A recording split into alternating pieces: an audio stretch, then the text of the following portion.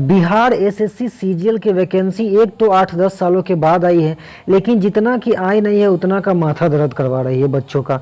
अब देखो दोस्तों, मुझे स्टेट गवर्नमेंट की जो भी वैकेंसी होती है बड़ा बेकार लगती है, क्योंकि इसमें जो है वो प्रोसेस बड़ा लेंदी होता है। इस बार भी वही सा ही प्रोसेस लेंदी हो गया। बहुत सारे विद्यार्थी जो है, स्टूडेंट जो है, वो कमेंट कर रहे हैं कि सर मेरा जो फॉर्म भरा है मैंने, वो सर फॉर्म गलती हो गया। और इस नोटिफिकेशन के अनुसार अगर देखा जाए तो एक अभ्यर्थी द्वारा मात्र एक ही ऑनलाइन पत्र भरा जा सकता है। किसी विद्यार्थी द्वारा एक से अधिक आवेदन पत्र या एक ही पता या पता बदलकर भरे जाने की स्थिति में उनके सभी आवेदन पत्रों को अस्वीकृत करते हुए उनका अभ्यर्थित्व रद्द कर दिया जाएगा। अब इसका क्या मतलब है कि मान लीजिए आपने फॉर्म भरा और फॉर्म भरने में आपने किसी चीज़ में गलती कर लिया, नाम में गलती कर लिया, चाहे ग्रेजुएशन का जो भी डिटेल देने में गलती कर दिया, एजुकेशनल डिटेल देने में, या फिर अपना डेट ऑफ बर्थ देने में गलती कर दिया, या फिर जो है आप जो है वो कैटेगरी को देने में गलती कर दे रहे हैं। तो चलिए, कैटेगरी देने में गलती कर रहे हैं तो कैटेगरी, दूसरे कैटेगरी अगर आप जनरल हो गए हैं तो चलिए ठीक है। अगर आप कैटेगरी से दूसरा कैटेगरी से भरा गया तब तो आपका कोई उपाय नहीं है। मान लीजिए आपने डेट ऑफ बर्थ में गलती किया है तो आपका एड्रेस तो सेम होगा, आपका फादर्स का एड्रेस तो सेम होगा।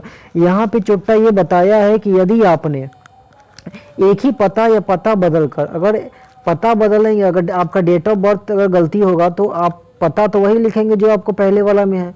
तो यहाँ से आपका जो है वो अभ्यर्थित्व जो है वो कैंसिल कर दिया जाएगा, एप्लीकेशन दोनों कैंसिल हो जाएगा। मान लीजिए आपने पता बदला तो उसको कैसे पता चलेगा कि आपने पता बदला है? क्यों? क्योंकि आपका जो है वो ग्रेजुएशन का डिटेल सेम रहेगा, नाम सेम रहेगा, फादर्स का नेम सेम रहेगा। और तो और जो सबसे मेन इम्पॉर्टेंट जो चीज़ है वो आधार कार्ड। भैया कहाँ जाएगा आधार कार्ड? तो आप देखिए, आधार कार्ड का जो नंबर आपने दिया वो तो सेम ही रहेगा ना। तो इस तरह का, इस हिसाब से अगर देखा जाए तो इसने अगर मैटर को पकड़ लिया है। एक चीज़ यहाँ पे बचने वाली सिचुएशन ये है कि अगर आपने मान लीजिए अप्लाई जो है वो फ़ी का पेमेंट नहीं किया, तब तक तो आपके लिए बहुत ज़्यादा सारा ऑप्शन जो है खुला है। आप जो है दोबारा जो है फॉर्म को डाल सकते हैं उसको कैंसिल करके, क्योंकि आपने आपका वो फॉर्म डलाया ही नहीं है। लेकिन अगर आपने फ़ी को पेड कर दिया है तो आपका जो है किसी भी हिसाब से आपका जाना तय है। लेकिन मैं आपको यही कहूँगा कि मान लीजिए अगर सर्वर में प्रॉब्लम आ जाती है, ठीक है, अगर डाटा सेंटर जो बिहार सरकार का है उसमें दिक्कत आ रही है, क्योंकि बिहार सरकार का कोई काम पूरा ठीक से होता नहीं है।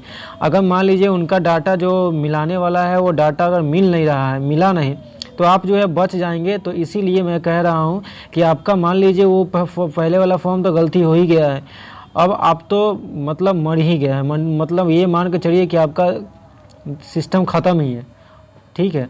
तो आप कैसा करिए, दूसरा फॉर्म डाल दीजिए। अगर सिस्टम में, उनके सिस्टम में अगर थोड़ी सी खामी आ गई कहीं पे, वो आपका जो एप्लीकेशन को नहीं वो उससे देख पाया, तो आप जो है वो बच जाएंगे और आप एग्ज़ाम दे के वैलिड एग्जामिनेटर हो जाए, एप्लीकेंट हो जाएंगे।